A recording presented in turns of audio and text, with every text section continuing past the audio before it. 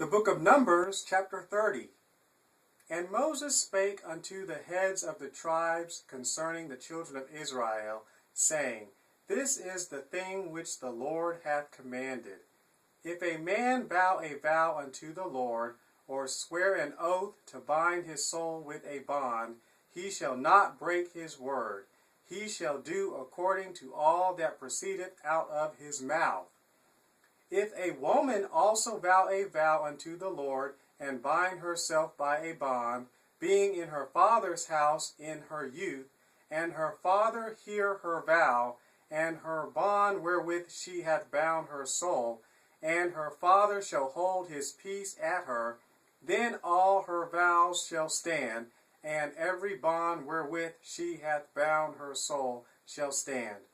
But if her father disallow her in the day that he heareth, not any of her vows or of her bonds wherewith she hath bound her soul shall stand, and the Lord shall forgive her, because her father disallowed her.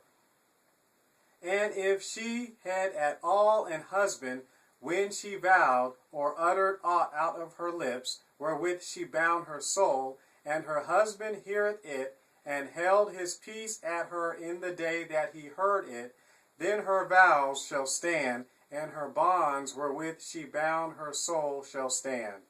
But if her husband disallowed her on the day that he heard it, then he shall make her vow which she voweth, and that which she uttereth, and that which she uttered with her lips, wherewith she bound her soul, of none effect, and the Lord shall forgive her.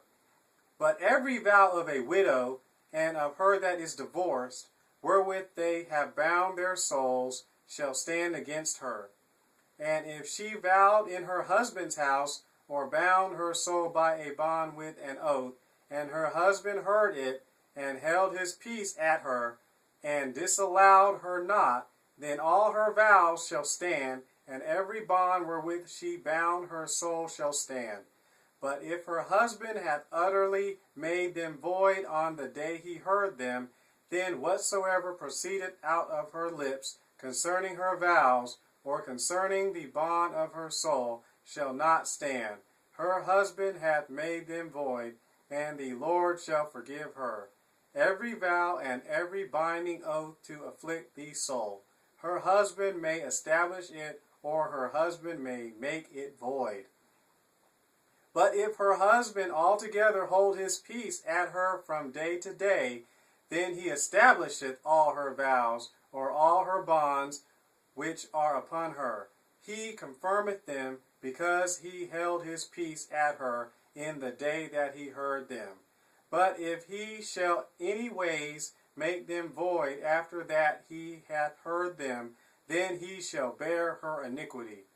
These are the statutes which the Lord commanded Moses between a man and his wife, between the father and his daughter, being yet in her youth in her father's house.